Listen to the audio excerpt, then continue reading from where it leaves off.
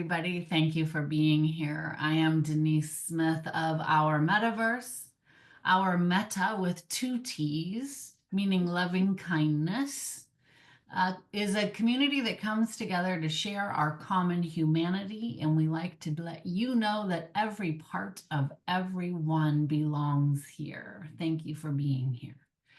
Tonight, we have the absolute pleasure of being with Tenzin Chogkyi. She's a teacher of workshops and programs that bridge the worlds of Buddhist thought, contemplative practice, compassion training, mental and emotional cultivation, the latest research in the field of positive psychology. Amazing, well-rounded, epic.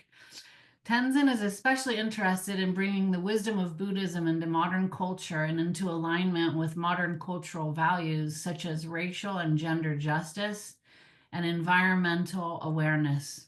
She feels strongly that a genuine and meaningful spiritual path includes not only personal transformation, but social and cultural transformation as well. She loves interfaith collaboration, has been studying and teaching since the late 70s.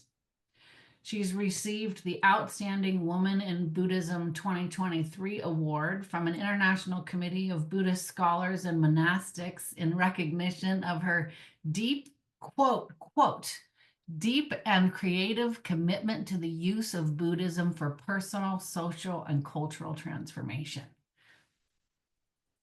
Tenzin is based in Santa Cruz, California. To watch her YouTube videos, listen to her podcasts, or join her live, please see her website, unlockingtruehappiness.org. Tenzin, thank you so much for being here with us. Oh, thank you so much for the invitation, Denise. It's always great to be with you and your community. We had a couple of great sessions last year. I can say that now, last year.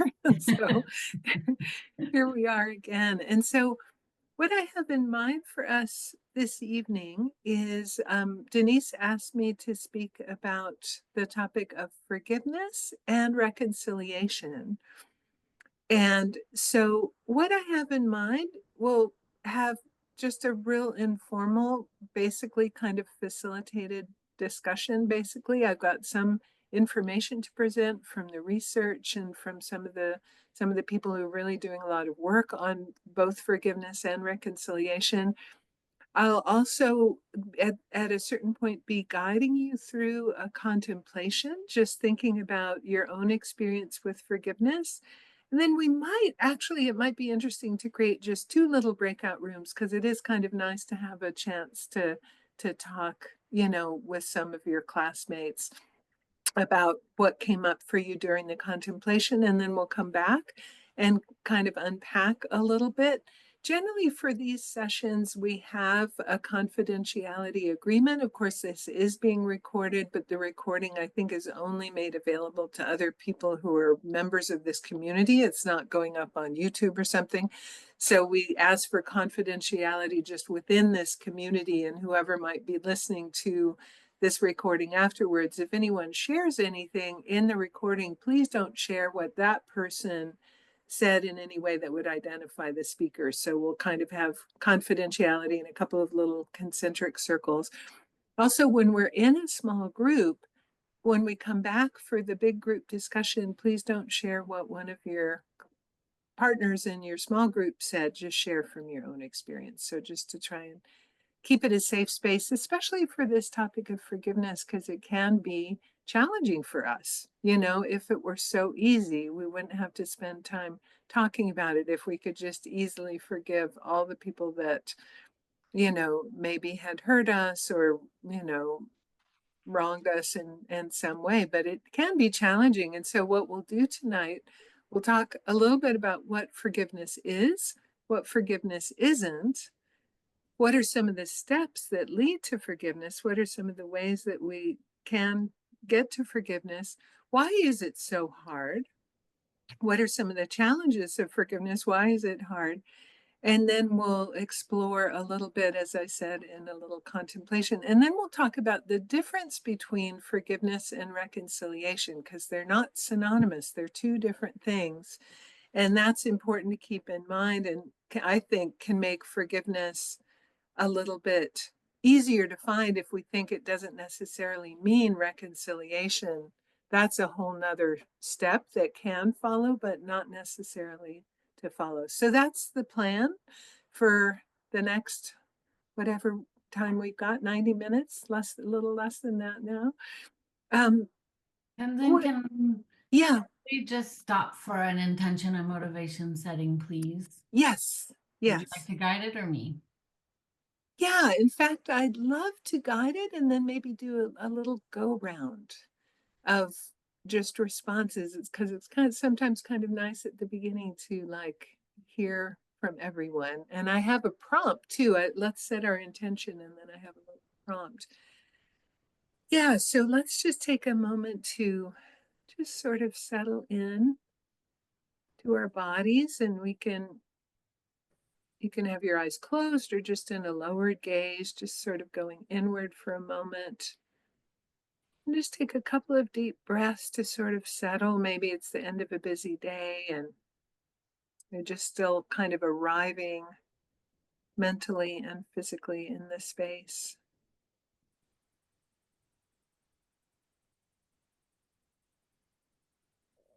And then taking a moment to reflect on what brought you here tonight. What was your intention or what was your motivation for joining? Maybe you're a regular, maybe you're a new attendee, but there was some pull, some motivation, some intention, something that you're hoping to get out of the session tonight. Just taking a moment to tune in to what brought you here.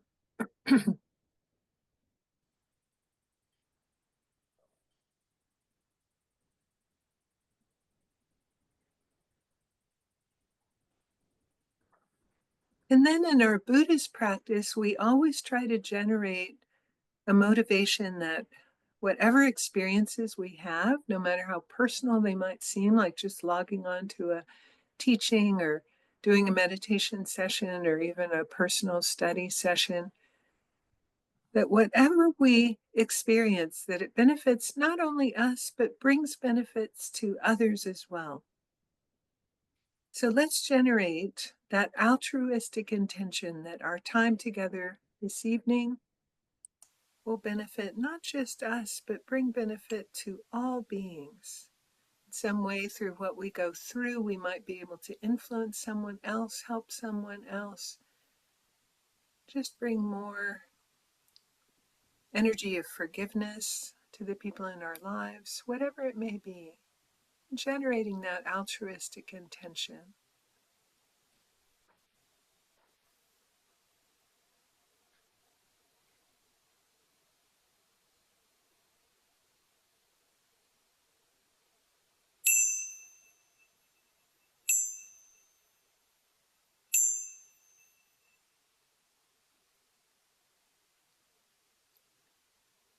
Great, thank you.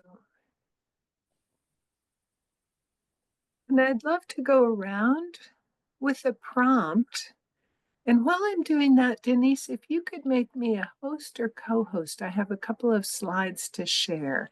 So if you could make me a host or co-host, that would be great.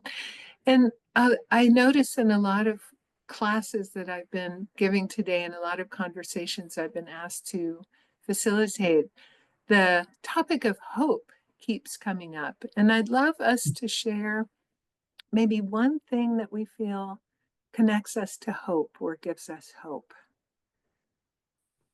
Anybody have something coming up? Would anybody like to launch?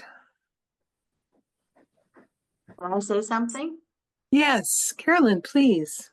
So,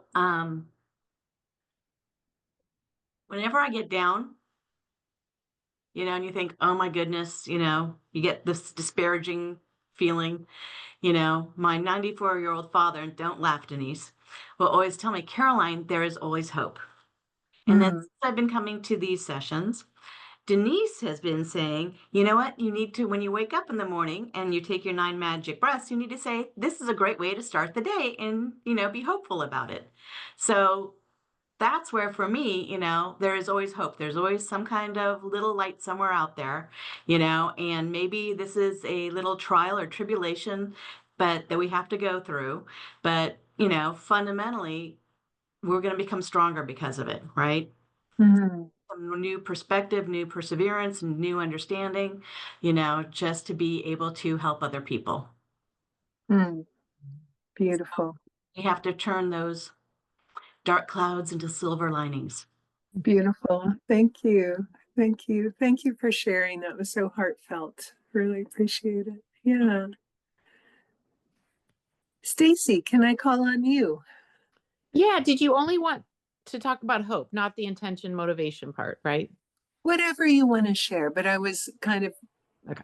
thinking about hope. But if you'd like to share your intention, you're also very welcome Okay. to share that.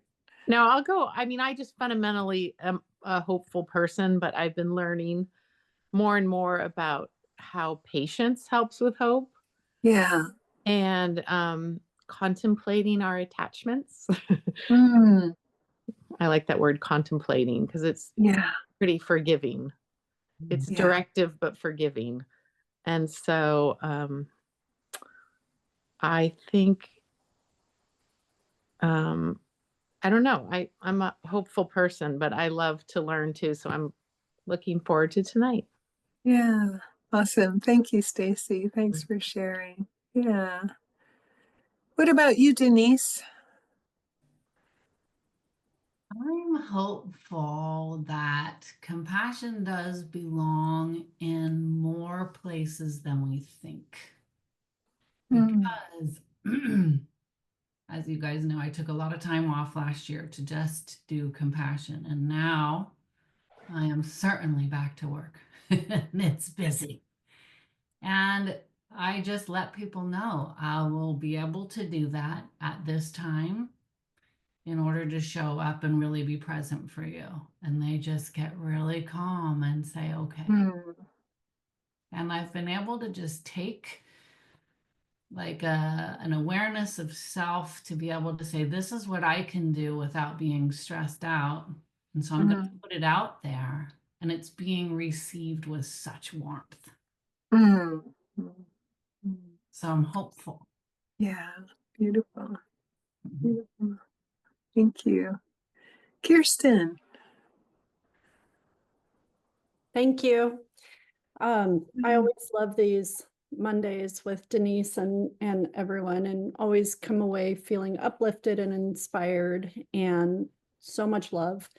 And I have someone who has come into my life relatively recently who's going through a very difficult divorce, and she's mm, leaning into me to have words of strength. And mm, I thought that this would be a perfect avenue for me to glean more information, more words of wisdom, more strength for myself to help her forgive and be hopeful for her next chapter. mm, She's incredibly fragile, and it's just really, mm. really difficult. And I'm just trying to stay positive for her and give her a new light to focus towards. Yeah. Yeah. Beautiful. Yeah. Thank you. Thank you for sharing that. Thank you.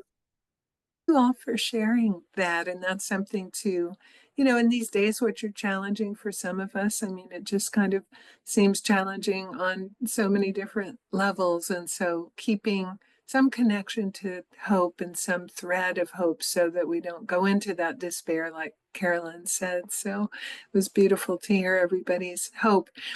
So forgiveness, what I want to talk about first is what forgiveness is, and then what forgiveness is not. And what I'd love to do is kind of hear from all of you first what you think forgiveness is. And for that, I just want to lead you through just a short contemplation. And you might want to get something to write with for both this and then the later contemplation. Great. I see everybody getting ready.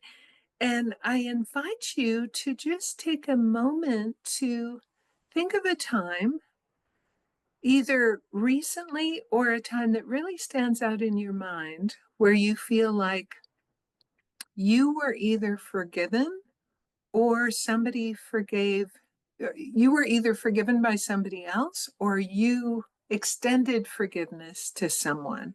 So, in other words, you were either the giver of forgiveness, you either extended forgiveness to someone who'd hurt you, for example, or you felt like you had a real sense that somebody was forgiving you.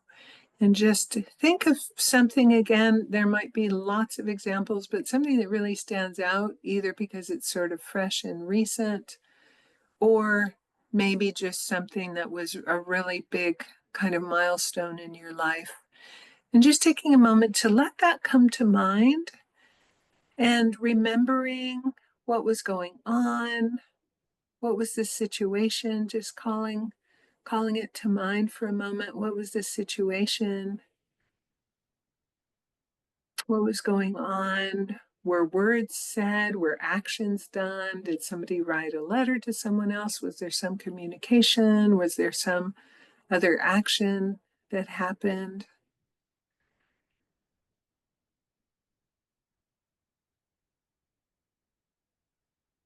And then when it becomes clear in your mind, start thinking about, why is this the episode that came to mind when I asked you to think of forgiveness? In other words, how do you identify this experience as an experience of forgiveness? What are some of the characteristics of forgiveness that make you identify this as a experience of forgiveness? So we're kind of trying to drill down a little bit into what are some of the components of an experience of forgiveness, both on the giving and the receiving end. What makes it forgiveness versus maybe something else? Letting it go, reconciling, forgetting about it. There may be other options, but what made this forgiveness? And if you can come up with a couple of ideas, and then we'll hear back.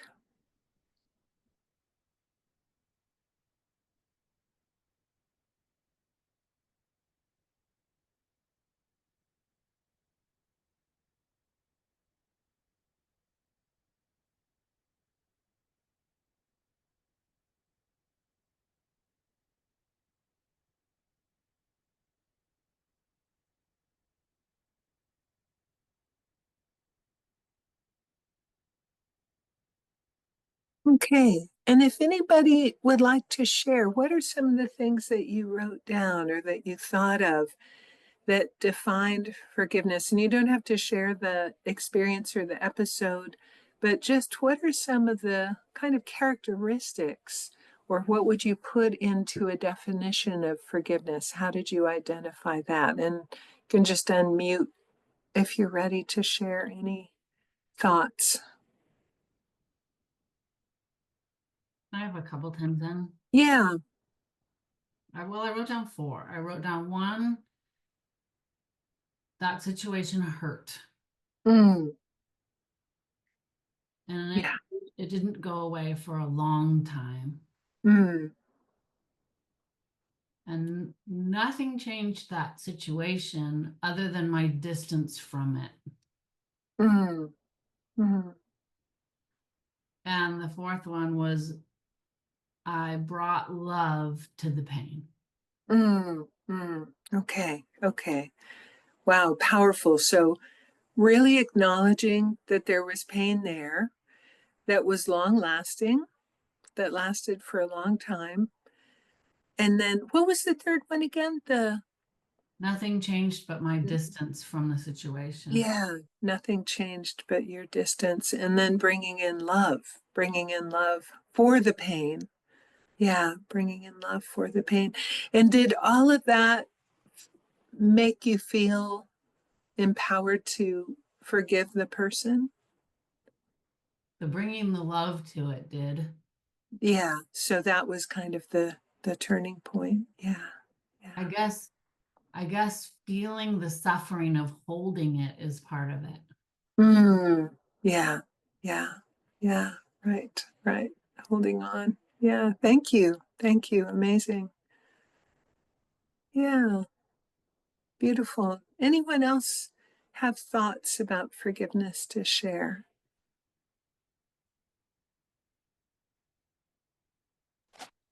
Yeah, Stacy. Yeah. The first word that came to mind was just release Mm, yeah, and freedom. And then when I think about it a little more, it was like some real freedom from suffering, yeah, not completion. And that it didn't excuse things, and didn't mm, it didn't eliminate the reality, but there was still a big release. yeah. Beautiful. So release, a kind of freedom from kind of holding on to it. Like Denise was saying, there's a holding on, and then there's a release of that holding on. And what you say is so important. And part of what forgiveness is not is condoning the action or saying it didn't matter, right? That, oh no, it's fine. It was no big deal. So really kind of acknowledging, no, that was really hard and very painful, and letting go of the resentment around it or holding on to it doesn't mean that it's okay, but it just means that you're ready to just release and give yourself freedom in a way, right? And that's one of the Mhm. advantages of forgiveness. It gives us freedom. Yeah, yeah, beautiful, beautiful. Yeah, Carolyn or Kirsten, anything to add to the, yeah, Line. Kirsten, yeah. So I think in forgiveness, you get a sense of peace and closure. And as long as you understand that everyone has a journey and this is part of your journey and you don't attach to it, you don't beat yourself up for going through whatever experience it is, and you are able to forgive another person and also forgive yourself. Yeah, And that's what I put. yeah, beautiful. And I self-forgiveness is a piece too, that's part of this, and is sometimes even harder than forgiving someone else, is forgiving ourselves. And so we'll look at that too as we look at some of these definitions and what it is and what it isn't, always keeping in mind, like you said, that there's a self-forgiveness piece that sometimes is even harder, and sometimes I think can keep us even more stuck than not Yeah. forgiving others. And I found in my own life, forgiving myself and seeing just the humanity and the mistakes that I make, and just accepting myself as a flawed human being, helps me accept others as flawed and make mistakes so much more, that it sort of works to really help me extend forgiveness to others. Yeah, awesome. Caroline. Yeah, so one of the things that Kirsten was just pointed out about, everyone is on a journey. I actually had a 10-year break with my niece, who I was always very close Mm, to, but then there was a difference of opinion, and she moved to the East Coast and cut me off, and, you know, was removed from her life. And I said, okay, I have to accept it, and let it be what it is. And I had reached out to her when her father had a stroke, just to let her know what was going on. And that, we started talking again.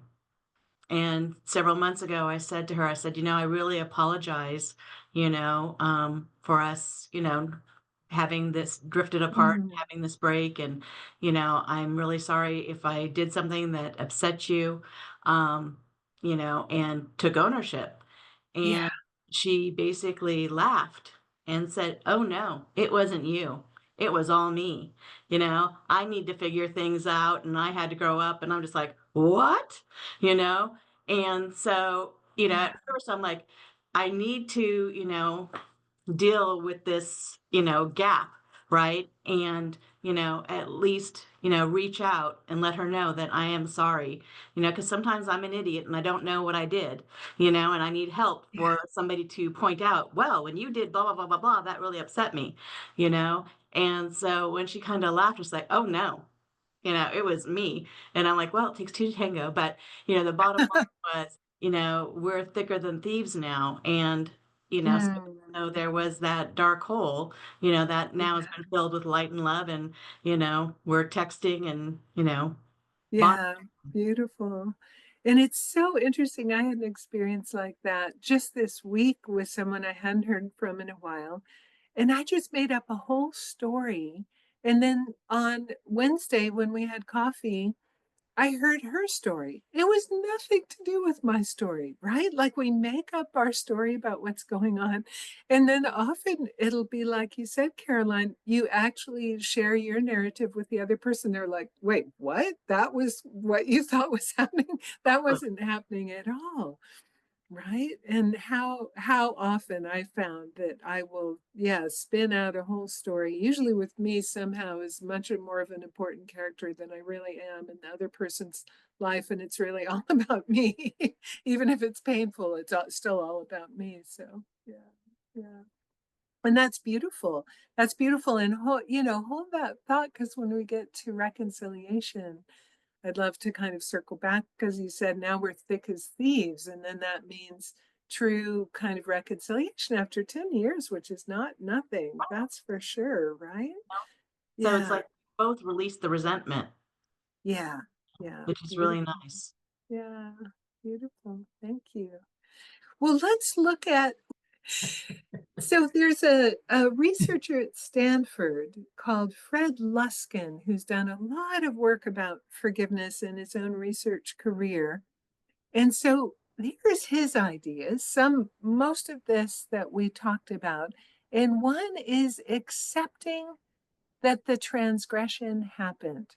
So this means it's not pretending it didn't happen. It's not being in denial. It's not going, no, no, no, it's fine, it's okay, when it's not. It's accepting ourselves. Ouch, that was really painful. And several of you, mentioned that aspect of like, no, that was really hard. And then kind of the opposite of vengeance is forgiveness. And so when we've really forgiven another person, we have a reduced urge to punish them or seek vengeance, right? So Stacy said, just kind of letting go, releasing, freeing yourself, because that's the part that can keep us so stuck, is when we have that, wish for vengeance. I had a friend when I was in my early 20s, and I had a friend, and he would kind of jokingly, but not 100% jokingly, go, somebody would hurt his feelings or something, and he goes, I'm going to make them pay. And I'd always think, well, you're the only one paying. They're fine. They're not even thinking about you. Like they're going about their business. Like your whole thing about you're going to make them pay, right? So forgiveness means letting go of that thing of retaliation. And it could be a decline in avoidance. Not necessarily. We could have, and we'll talk about that when we get to, what's the difference between forgiveness and reconciliation. Doesn't mean that we need the person back in our lives in a position of trust. That's reconciliation. That's different. So we can forgive someone and still have a boundary of, I forgive you, you stay out there. I don't, it's realistic that I don't kind of trust you and want you all the way back in again. But the decline in avoidance that comes from that, like anger and resentment, and then increase in compassion towards the offender for their own suffering. And that's what we've been talking about a little bit, this idea that, we're all humans, and the person who hurt you is also suffering, and maybe they're suffering a lot, and that's what caused them to do the action that they did that was so hurtful.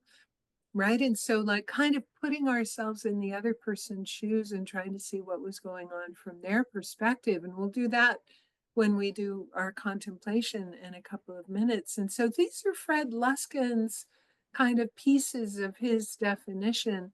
of what forgiveness is. And then he says, what it's not is condoning the offense. It's not saying it's okay, it wasn't important, it was really okay that you did it. So it doesn't involve condoning the offense.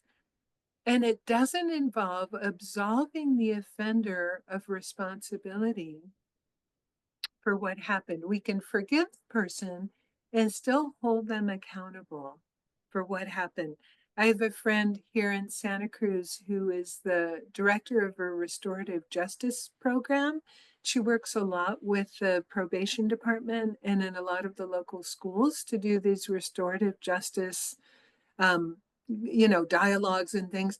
And a lot of these are part of what she does in restorative justice is naming the harm, naming the hurt, holding the offender accountable, the offender needing to acknowledge what they did, and then, figuring out how to make amends for the harm that was done.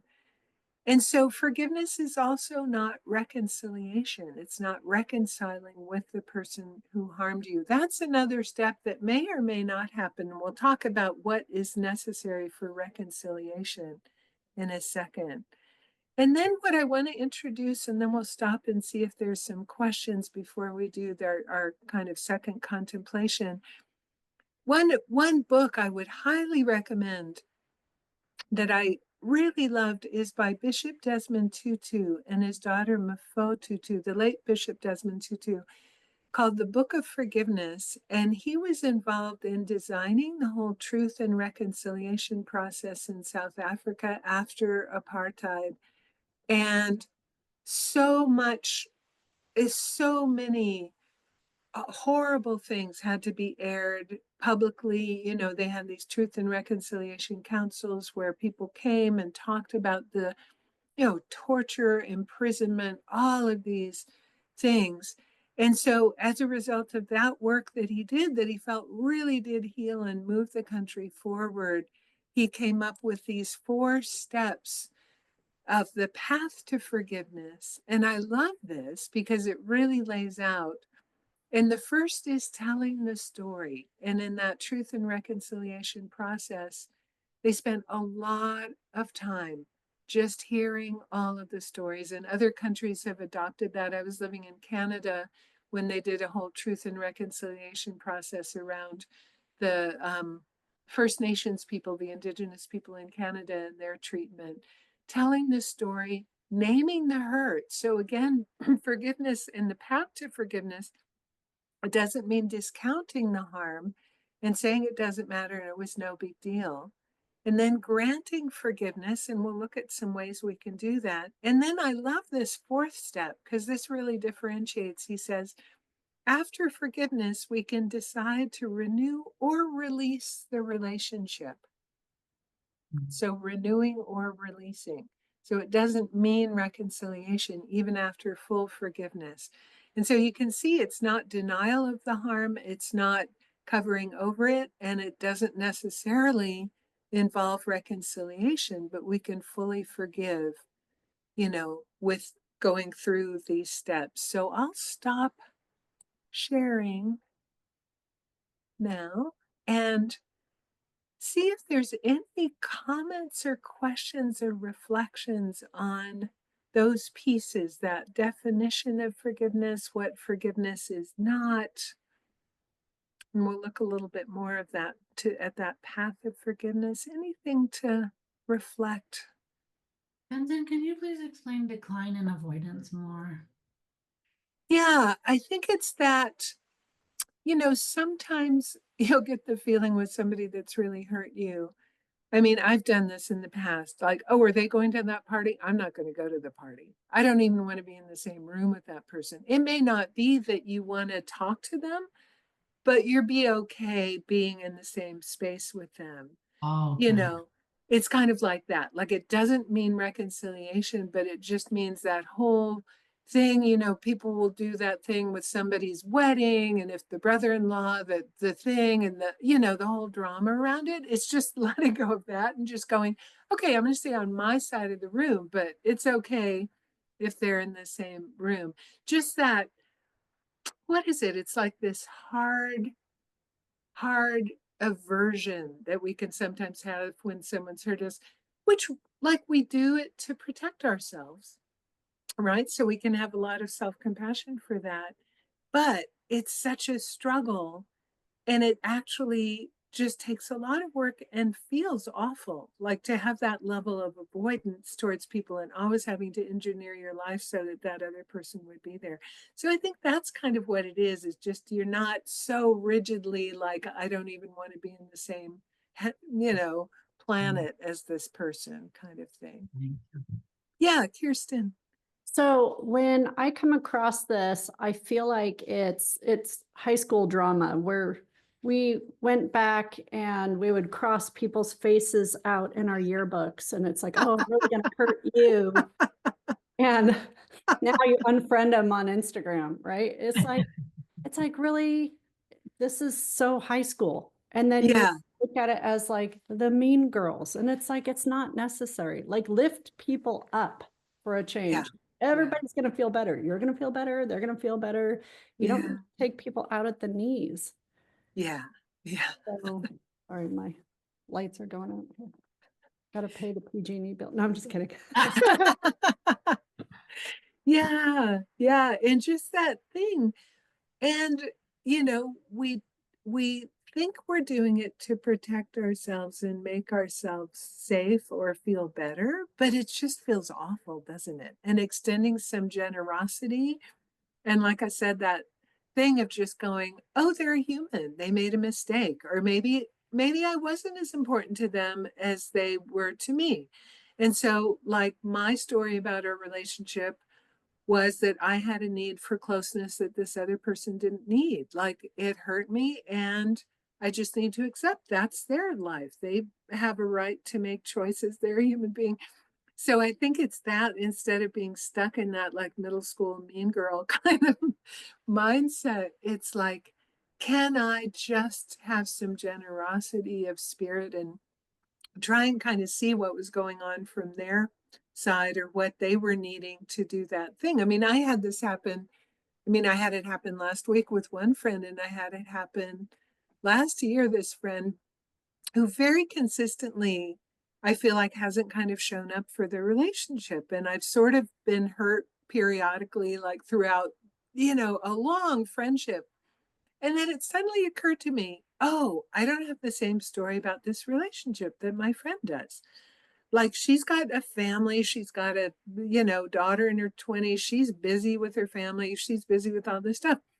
So her need for like connection and closeness with me isn't as much as mine is with her.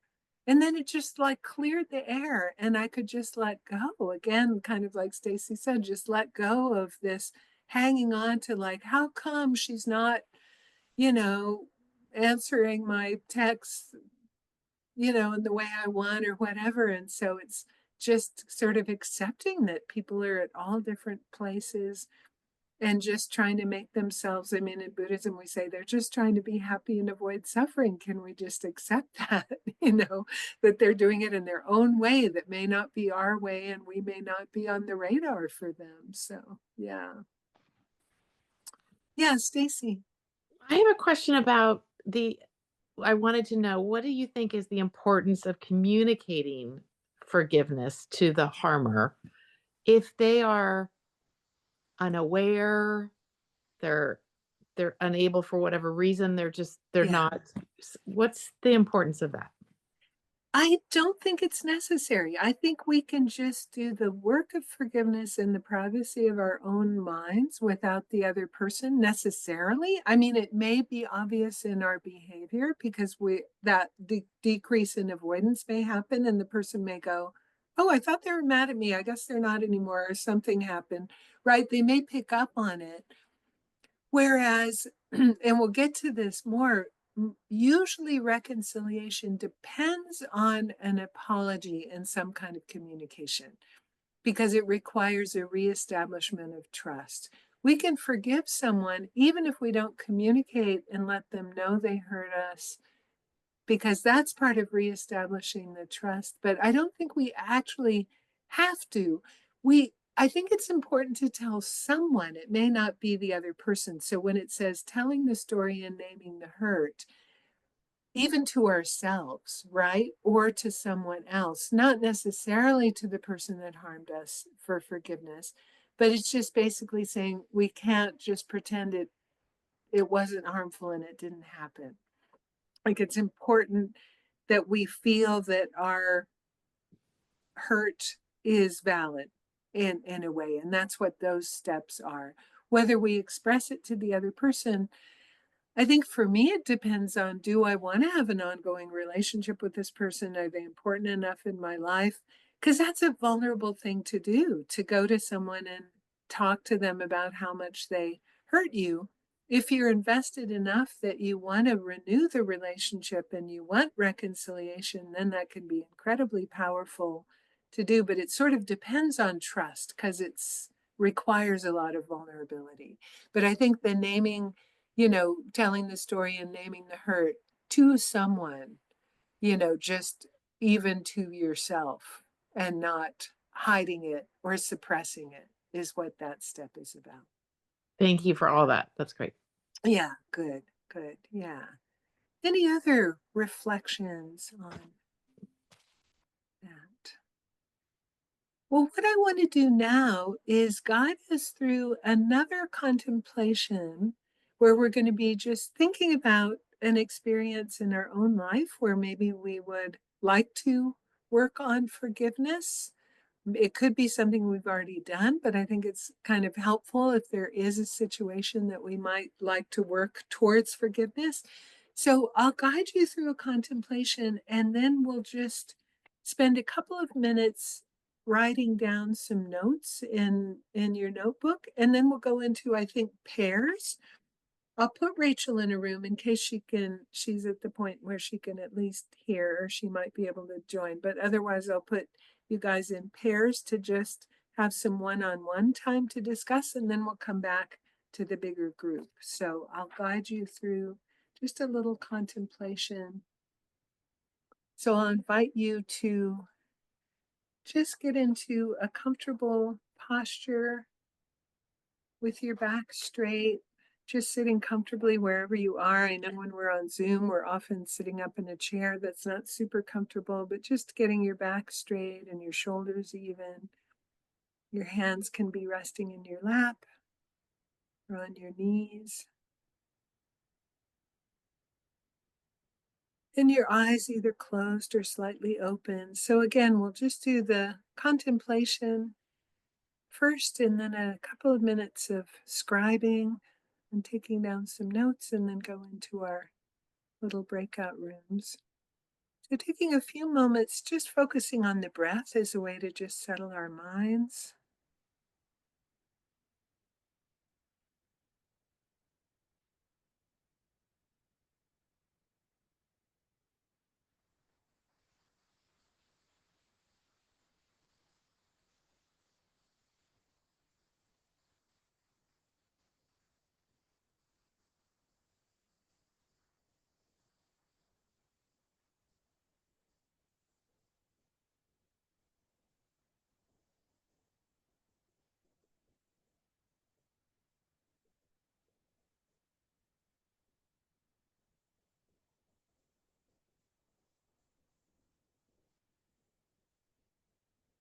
And so now take a moment to think of someone you feel you need to forgive.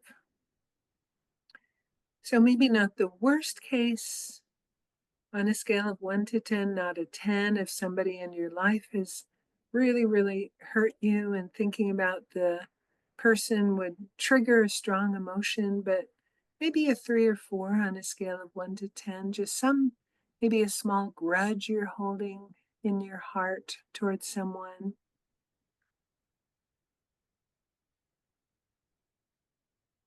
And just letting that incident come to mind. Again, it might be something that happened recently or something you're just kind of holding on to over time.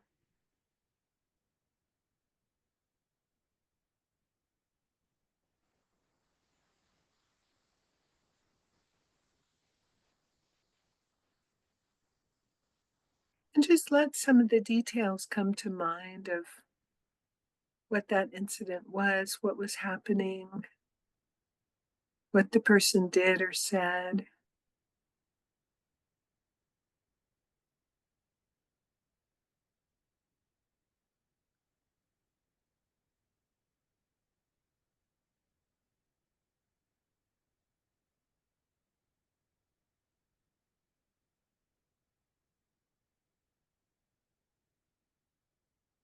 And then we'll investigate a little bit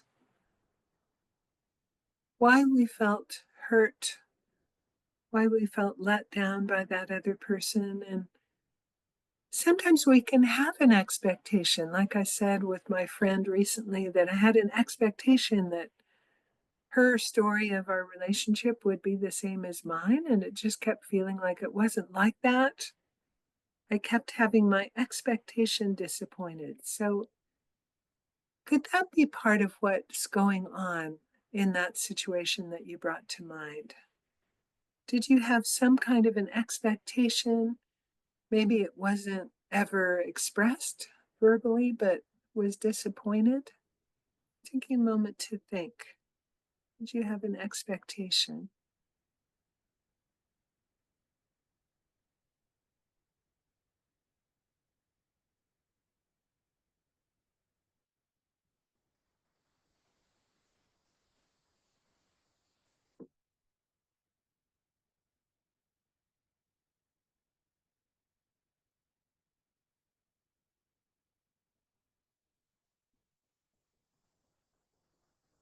And that's one of the ways we can get to forgiveness is just by checking our expectation. Another way is just putting ourselves in the other person's shoes. So take a moment just to think about that other person and their behavior. Can you imagine by putting yourself in their shoes, what were their feelings? What needs were they trying to fulfill through that behavior? What feelings were they trying to express from their side? Maybe not thinking about the impact on you, not to negate that there was an impact on you, but what feelings and needs were they trying to fulfill through that behavior? Can you see things from their perspective?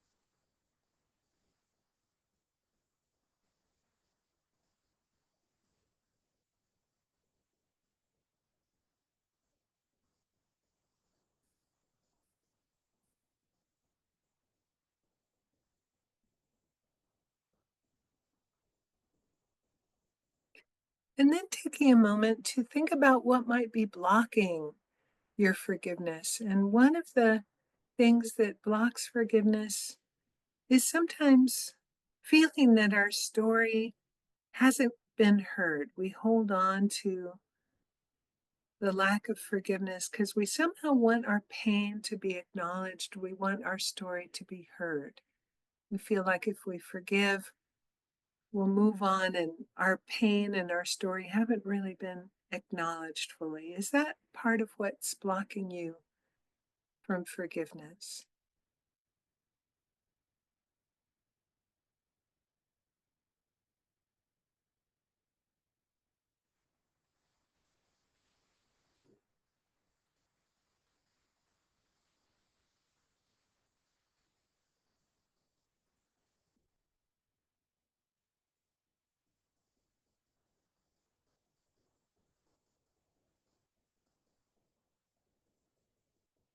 And then another thing that can block forgiveness is thinking that it requires renewing the relationship with the person, and we just don't trust them yet.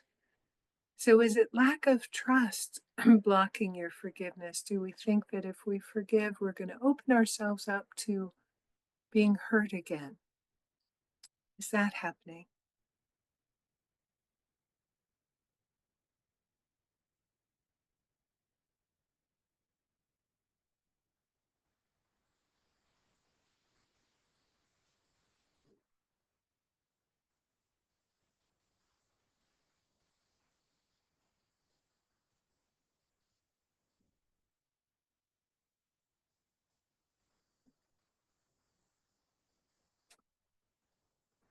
And then the final question is, if you could forgive, would you wish to renew or release the relationship? We have a choice. We don't necessarily need to reconcile just because we've forgiven. Would you choose to renew or to release the relationship?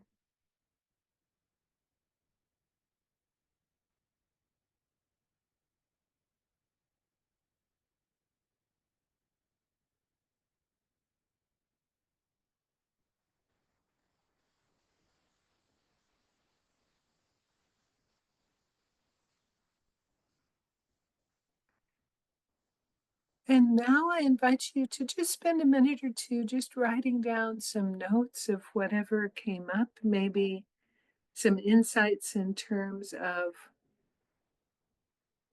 what was hurtful. Maybe either you had an expectation, if you got any insight into what was going on from the other person's side, and then what might be blocking your forgiveness. Any insights arose, just take a couple of minutes and write down some notes, and then we'll have an opportunity to just share for a few minutes in pairs.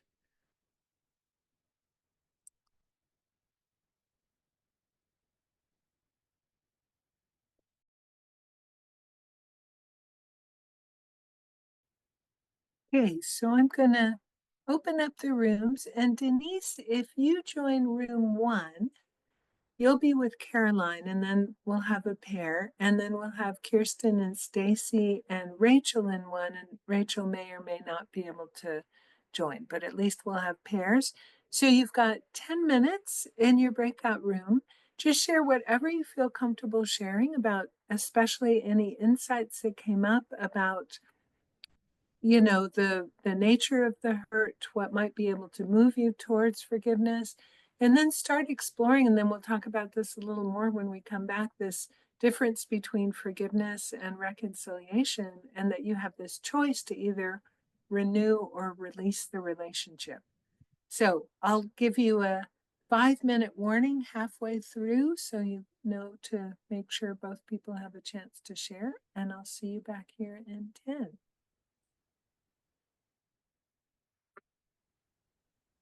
Oh, oh, oh. We're back. They've appeared. I love the way everybody just pops I all know. at once. Woo. It's like popcorn people. All right. So how was that? Interesting. That's great. Oh, good. I love to hear great. Let's hear an amen. Amen.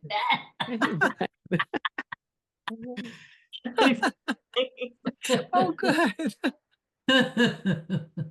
Well, I'd love to open it up for a little bit for any reflections that anybody would like to share with the bigger group, and then the even bigger group of the community that's going to be listening later on. Any insights with that exploration of, yes, Kirsten.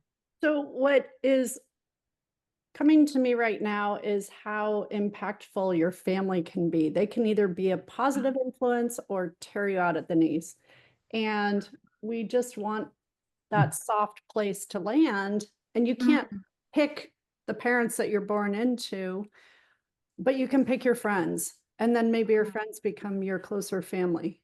So you still have blood relatives, but you choose the people that surround you with love Yeah. as your friend family. And does it show up for you? I'm interested if it shows up, you know, because we're just talking about trust and reestablishing trust. Is it the trust piece, or just the unconditional love piece, or just sort of feeling seen? All of the above. I mean, there's so much in there, right? Like, I'm interested how it feels like with the chosen family kind of idea of friendship, the need that's getting met there. I think trust is definitely the foundation of everything. And trust allows you to have security, allows you to be vulnerable, allows you to share vulnerabilities. Yeah. And you grow knowing that you're not alone, that Yeah. you have someone who has your back, and you in turn will have their back. Yeah. Yeah. Beautiful. So there's that mutuality is an important part of it too. Yeah. Yeah. Yeah. Beautiful. Thank you. Thank Yeah. you. Yeah. Other thoughts that came up during that exploration or during your discussion? I loved putting myself in their shoes. Tell me about that. What happened there?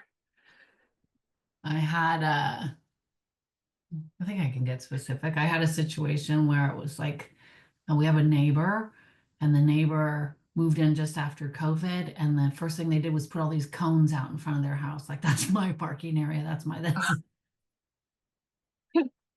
And so we were kind of like, what is up with that guy? So I met my expectation, I recognized, was that I wanted to have a connected community again after COVID. And so I really Mm, had an expectation of the people. And then when I put myself in his shoes, I thought, after not being secure through COVID, and then needing to move, and then knowing that you're vulnerable, that you don't even get to stay there permanently, maybe there was just this extreme need to have place. mm, yeah, yeah, yeah. And then, I had never considered that before. and how did that feel when you kind of got that insight? like like softening, Yeah, spacious, yeah, more open, like, oh, right? yeah, Like I've never brought him some of my sourdough bread that I like to share, and I thought maybe I need to bring him a sourdough bread. yeah, like the olive branch of the loaf of sourdough bread, which he would probably Don't be love. upset if he tells you he's gluten free. No, I know. I'll ask first. First. And that softening, and we were talking earlier about self-compassion. And when you were sharing that, Denise, it made me think of the times that I've just acknowledged my own needs when I've done something I regretted, right? And blamed myself for and hardened my heart towards myself. And then it was like, oh, I just needed belonging, or I needed safety, or I needed something. And then that same, I love the way you kind of made this gesture, like that same softening we can have towards ourselves. So that it's so powerful, just looking at like, what was your neighbor needing? What were you needing? What were you feeling? What were they feeling? Like all of those kind of worthy human feelings and needs that we're all sharing, and like tapping into that. And then you, like you say, for yourself or for them, you're like, oh, of course. Like, of course you needed safety. Of course you did. I have a friend, and she's so funny.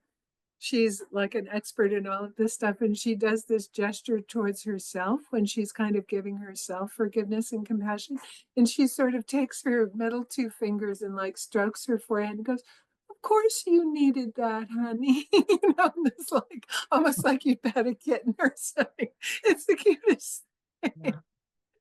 So it's like this little soothing gesture for her. It's like, of course you did. Oh. And we can do that for ourselves too. Yeah. Beautiful. Thank you. Yeah.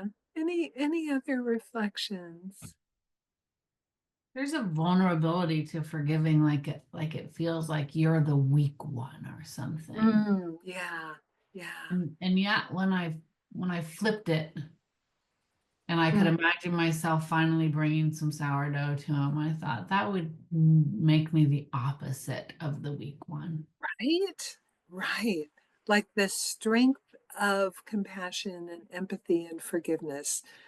Like it's fierce. It's like not being like Kirsten said, not being the middle school mean girl. It's rising above. Like Michelle Obama said, when they go low, we go high. Like it takes bravery to overcome the fear reaching out and getting the possibility of getting rejected. It just takes so much bravery, and even in your own heart, to kind of let go of the defenses that we erect to try and protect ourselves and go, no, I'm going to be braver than that. I'm going to choose love, and choose forgiveness. So, yeah, I think it's totally, I don't know, I'm going to say a bad word on the recording. It's just totally badass, basically, right? Like, it's fierce. Yeah. All right. So the last thing that I promised, let's look, and I'm going to share one more slide with you just to talk a little bit more about, here we go, reconciliation, just to introduce, and we talked about this a little bit.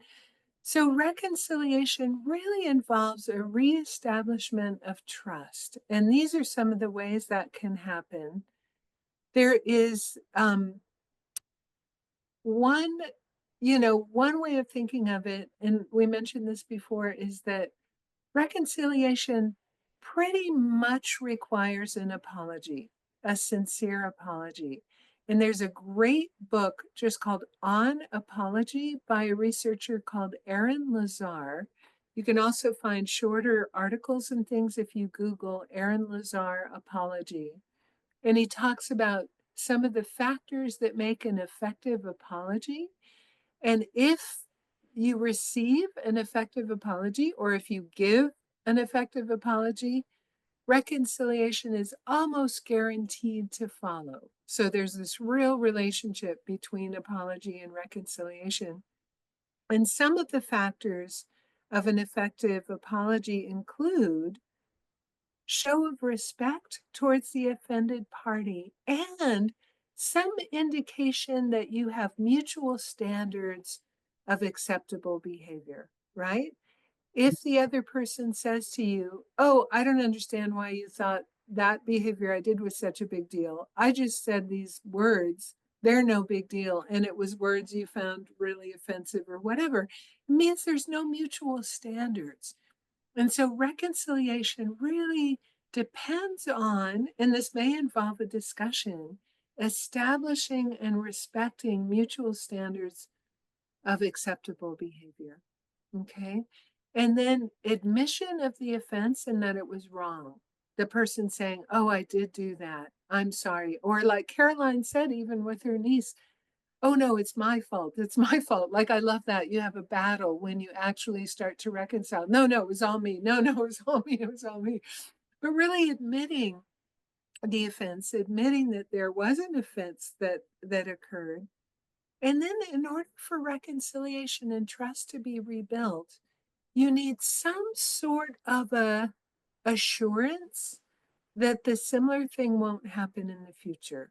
There's no guarantees. We're all human. We're all fallible. The person can promise it, but at least if you feel that they're making a attempt to refrain from that behavior that hurt you in the future, right? And so these are some of the things that when someone shows up, or if you're the one that needs to make the apology to someone else, and then there's more factors in Aaron Lazar's research. He has these 7 factors, but these are the most important, kind of non-negotiable ones in order to reach reconciliation.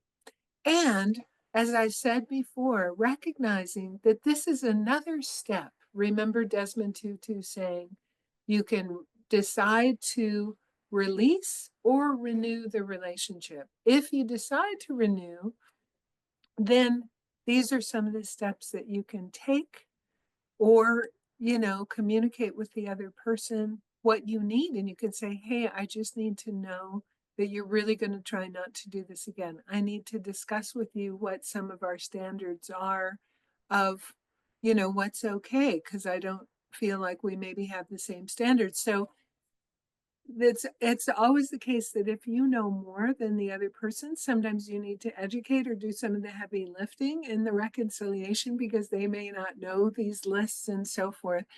But you can have that conversation with someone and they may, really be able to show up for you, and trust can be reestablished.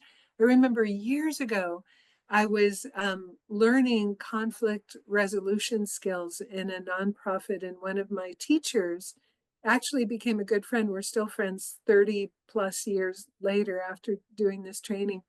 And I remember she said to me, and this was way back in the 90s when I was a full-fledged conflict avoider, just would never wanted to talk about conflict, never wanted to bring anything up. And she goes, I don't really believe in a relationship until we've survived a really big conflict and gotten through it. And it terrified me, the thought of this. I was like, oh my God, what is she even saying? I can't even be friends with her.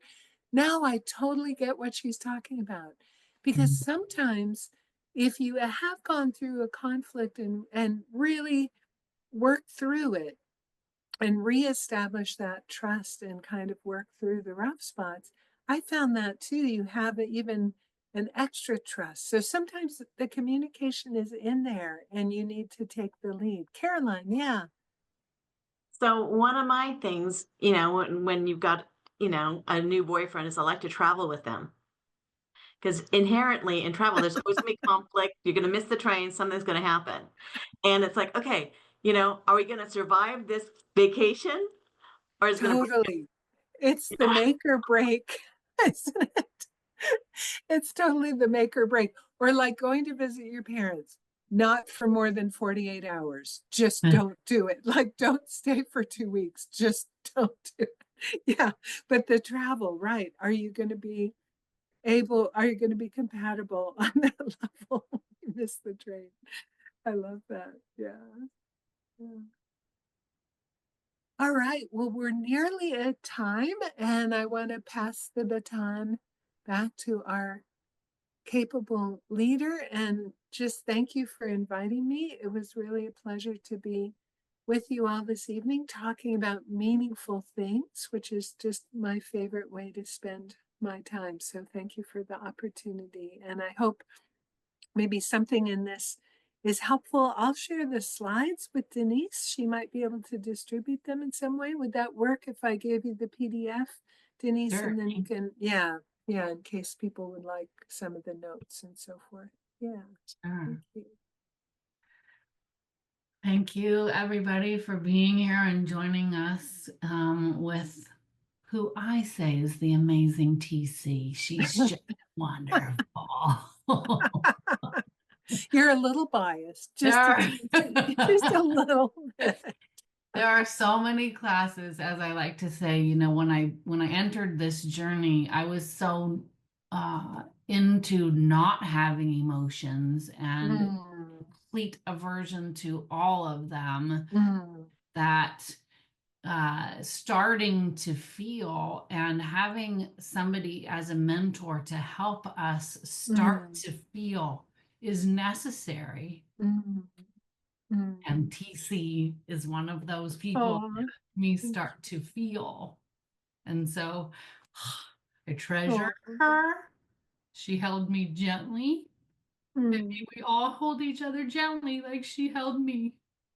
So that we can all have our feelings, know that we're not the only person in the world with them, learn how to discover where they're coming from and how to handle them with some wisdom, and learn how to really forgive our own selves for not knowing or coming from an atmosphere that encouraged us to learn how to feel.